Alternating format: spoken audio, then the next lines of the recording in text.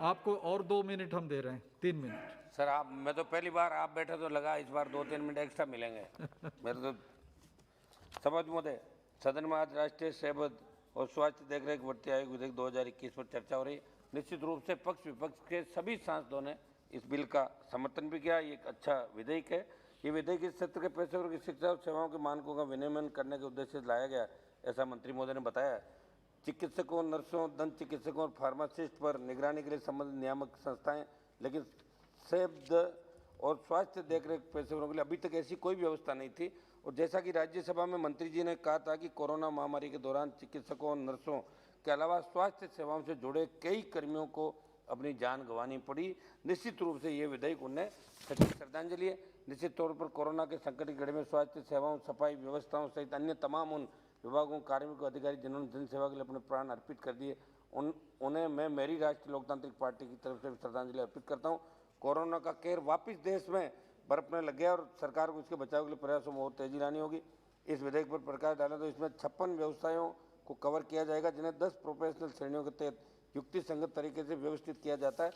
किसी भी देश का सामाजिक आर्थिक विकास उस देश के सेहतमंद नागरिक पर निर्भर करता है। किसी भी देश के विकास की कुंजी उस देश के स्वास्थ्य नागरिक है। सकल राष्ट्रीय आय की दृष्टि से भी बड़ी अर्थव्यवस्था में हमारे देश का नाम आने लगा, पर जब बात स्वास्थ्य सेवाओं की आती है तो हमारी स्थिति काफ़ी दयनीय साबित होती है। ये बिल अच्छा है, मगर मैं कुछ बिंदुओं पर मंत्री जानना चाहूँगा कि देश के राज्यों में इसको लागू करने के लिए सरकार के क्या प्रयास रहेंगे और राज्यों में इसका मॉडल क्या रहेगा। सरकार ने कहा कि इस विधेयक से physiotherapist, occupational therapist, optometrist, dietitian, चिकित्सा प्रयोगशाला, जीवन वैज्ञानिक पेशेवर, मेडिकल, रेडियोलॉजी और इमेजिंग प्रोफेशनल, मनोवैज्ञानिक, सामुदायिक स्वास्थ्य पेशेवर, स्वास्थ्य सूचना प्रबंधन पेशेवर शामिल है।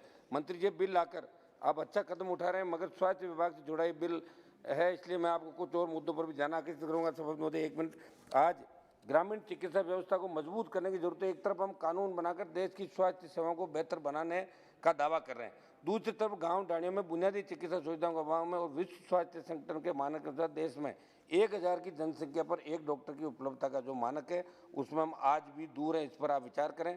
आज इस विधेयक के माध्यम से सेहत और स्वास्थ्य देखरेख पेशेवरों के लिए एक बड़ा कदम हम उठा रहे हैं, मगर मैं आपसे मांग करूंगा कि राज्यों में नर्सिंग काउंसिल, फार्मेसी काउंसिल सहित चिकित्सा से जुड़े और तमाम आयोग और संस्थाएं जो ऐसे पेशेवरों को रजिस्ट्रेशन करती है, ऐसी संस्थाओं भारत सरकार ने जो मानक तय करके उच्च योग्यता के व्यक्ति को वहाँ का रजिस्ट्रार अध्यक्ष नियुक्त हो। इसकी आप राजस्थान सहित राज्यवार समीक्षा करें। एक मेरा सुझाव है कि आपने इस विधेयक में बताया कि इस कानून का जो उल्लंघन करेगा 50,000 रुपये का दंडित किया जाएगा। आप इसमें आपराधिक मुकदमे दर्ज करने का प्रावधान लाओ ताकि किसी की जिंदगी से खिलवाड़ नहीं हो। हम आयुष्मान योजना, हेल्थ बीमा सहित कई मुद्दों को लेकर स्वास्थ्य सेवाओं को बेहतर करने की बात करते हैं। मेरे से पूर्व मान्य सदस्य इस बात की चिंता की है और मैं आपके माध्यम से मंत्री जी यही मांग करूंगा कि प्राइवेट अस्पतालों में जिस प्रकार मनमाफिक रूप से राशि ली जाती है, उस पर नियंत्रण के लिए कठोर प्रावधान बनने की जरूरत है, क्योंकि भारत में आर्थिक असमानता के कारण स्वास्थ्य सेवाओं की उपलब्धता में अभी भी काफ़ी विषमता है। निजी अस्पतालों की वजह से संपन्न लोगों को तो गुणवत्ता युक्त स्वास्थ्य सेवा उपलब्ध हो जाती है, किंतु गरीब एवं निर्धन लोगों संबंधी स्थिति काफ़ी चिंताजनक बनी हुई है। देश में स्वास्थ्य सेवाओं के विस्तार की कड़ी में राज्यों में स्वीकृत नए मेडिकल कॉलेजों में केंद्र ने भी राशि दे दी है। मेरे नागौर के अंदर केंद्र की राशि चली गई, लेकिन स्टेट, बस आधा मिनट साहब, स्टेट गवर्नमेंट अभी चालू नहीं करा।